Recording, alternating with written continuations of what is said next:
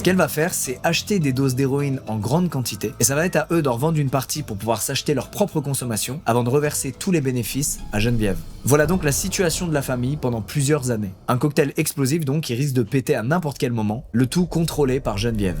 Coup du sort, pendant cette période, le père d'Eric décède. Eric devrait donc toucher un héritage absolument délirant dont Geneviève compte bien profiter. Du moins, c'est ce qu'aurait dû se passer si la mère d'Eric n'était pas intervenue à temps. Parce que oui, sa mère refuse de voir l'argent de la famille partir dans les mains de Geneviève. Et pour empêcher ça, elle décide de placer son fils sous curatelle, c'est-à-dire il ne peut plus prendre de décisions administratives seul. Ses séjours réguliers en hôpital psy prouvent qu'il est fragile psychologiquement et qu'il pourrait donc se faire manipuler. Grâce à la curatelle, Geneviève ne pourra donc plus accéder à ces fonds-là. Elle ne peut pas toucher à ce riche héritage. Sur le papier, c'est donc plutôt une bonne nouvelle parce que c'est là le but d'une curatelle, protéger les intérêts d'une personne en difficulté. Et pourtant, ce qu'aurait dû protéger Eric risque bien au contraire de provoquer tout l'inverse. En apprenant cette mise sous curatelle, Geneviève est furieuse et elle compte bien gagner de l'argent grâce à Eric. Et si c'est pas via un héritage, alors ce sera autrement. Pendant qu'Eric enchaîne les hospitalisations, Geneviève en profite pour signer dans son dos plein de contrats d'assurance vie. En cas de décès d'Eric, Geneviève et leur fille, Emmanuelle, toucheraient donc une belle somme d'argent. Vous vous en doutez, Geneviève fait pas ça par hasard, elle a un plan très clair en tête,